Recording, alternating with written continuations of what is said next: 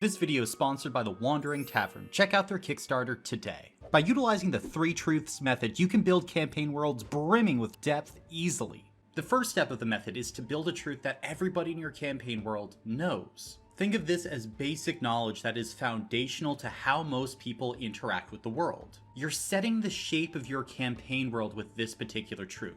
An example of a truth that everybody knows is that the monarch of a particular fantasy kingdom is chosen by the gods. Every commoner knows this. It's built into what they're taught in schools. If you ask some random shopkeeper, they'll say, oh yeah, the king was chosen by the gods. I'm not sure what they were thinking, but that's how this works. It's the truth of the world. But then we go deeper than that because we have to institute another truth. This is the truth that only some people know.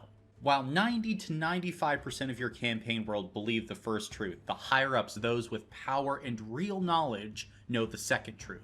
As an example of this second truth, the monarchs haven't been chosen by the gods for centuries. The gods have been silent. It's just been a ruling council that's chosen the monarchs. The existence of this second truth allows you to add so much more depth to your campaign world. You're providing an inherent mystery for your players to solve. If everything's going right, your players will begin to not believe the first truth and will start to gravitate towards the second truth. Now, when you're creating this second truth that only some people know, my advice is to expound on the first truth. Take a part of it and expand on it, or invert it in some interesting way. As an example, let's look at our second truth. Remember, the first truth was just that the monarchy was chosen by the gods, and we've expanded upon that, twisted that by saying it once was chosen by the gods, but not for some time. The core of the truth is still intact, but we're adding a new layer, a new wrinkle to it. The best truths that only some people know give motivation for NPC actions. Like one NPC might be trying to get on the council that's choosing the monarchs, or another NPC might be making it their life's mission to find out why the gods aren't choosing the monarch anymore. The truths that only some know have to provoke action in those that know it. And that action will eventually lead our player characters to the final truth. The truth that nobody knows. Think of the truth that no one else knows as the deep lore of your world, the knowledge that was lost to time. Of course, the gods or immortal entities might know it, but no mortals or people in power have an understanding of what this truth is. I tell newer DMs that the final truth has to be the showstopper, the thing that makes your players take a step back and go, oh my god, the world is different than we ever imagined it to be. While the truth that only some know motivates NPCs to change, the truth that nobody knows motivates the world to change. And world-changing events are great in campaign worlds. They are the stories that your players will talk about for years afterward. And this is the mindset you should have when you're creating your campaign world. Figure out what the core truth is of the world. Then build your way back up, figuring out the truth that only some people know. An example of this third truth using our monarchy analogy might be that the monarch was actually the same person, an immortal entity being reborn, and the choosing of this entity was all a sham, a facade. But then this immortal entity disappeared, and now a council of demons is choosing the new monarch. What? That's crazy. That completely throws everything we thought was happening upside down. We're flipping the world and everything we thought we knew about it on its head, while still retaining the slightest core of the original truth. Yes, there was a monarch, and yes, they kind of were chosen. It was just the same one every time. But ideally, the real truth of the world should be almost unrecognizable from the truth that everyone thought they knew. This is how we create fun, engaging, and dynamic worlds, just like the sponsor of today's video. You see, if you're a fan of incredible worlds, the Wandering Tavern is gonna wow you. The Wandering Tavern is a Studio Ghibli-style campaign setting / location. This place is filled with campaign secrets just waiting to be discovered by you and your players. With over 30 plot hooks, 23 unique locations, magic items, airships, and more, the Wandering Tavern is packed with content for you. The Kickstarter for this book is going on right now, so click the link in the description to go over and check it out. If you want a campaign setting packed full of hidden truths to uncover, I think the Wandering Tavern is exactly what you're looking for. Alright, back to the video. But we can actually take the 3 truths method to the next level by implementing the lies. Now you might be saying, wait a minute, Colin, we were talking about lies already. The previous 2 levels weren't truthful. And well, yeah, while they weren't truthful, we were still getting closer to the truth at the bottom of that pyramid. Now we're going to go in the opposite direction. We're going to create a lie that only some people believe, and we're going to create a lie that only one person believes. The lie that only some people believe is great for the antagonist faction. It's the thing that motivates the villains to do villainous things. The lie that only some believe is a powerful campaign planning tactic because those NPCs are smart enough to know that the truth that most of the world knows and takes for granted is not real. But they don't have all the pieces, and so they're going in the wrong direction. And this can potentially make your villains somewhat sympathetic. They're not pure evil, they're just misguided. As an example of this, the advisors closest to the monarch believe that the monarch is not just chosen by God, but they become a god once they're chosen and should be worshipped.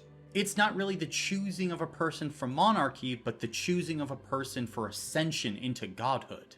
Again, just like the truth that some people believe, the lie that some people believe motivates NPCs to action. In this particular lie, we're motivating NPCs to be zealotous. This also gives another layer of depth that is easily digestible for the players. Remember, everything in this method is built on the same core assumption, and you're building onto it little by little each time. You are slowly introducing your players to the depth within your campaign world without throwing that wall of complexity at them that's going to confuse your players. Now we move on to the lie that only one person believes, and this is usually the lie that the antagonist believes. This is a lie so massive it is motivating the person or entity that knows it to change the campaign world. Think about it like this: when your BBEG is monologuing or revealing their plan to the party, this is the lie that the plan is built on. For an antagonist, this gives them a reason to take villainous actions without just being a mustache-twirling villain of the week.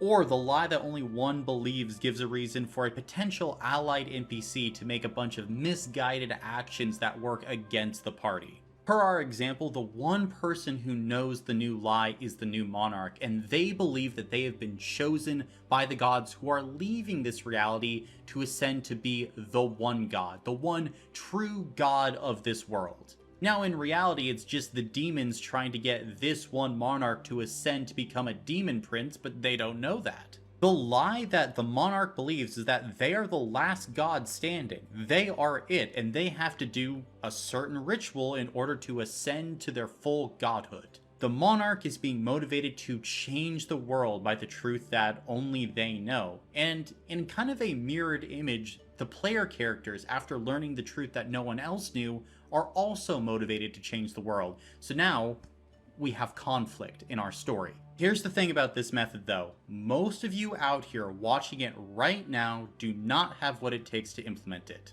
Or you do, but you're gonna hate the process. Part of creating these three truths is killing your darlings. Most of us try and fall in love with our world building, but I think that's a mistake. Many world builders out there, young and old, hold their ideas close to their heart and they don't want to change them. But here's the thing. Most people think world building is like gardening. You have to tend to your ideas, water them, give them nutrients, and then eventually they'll bloom into something great. That's not the case though.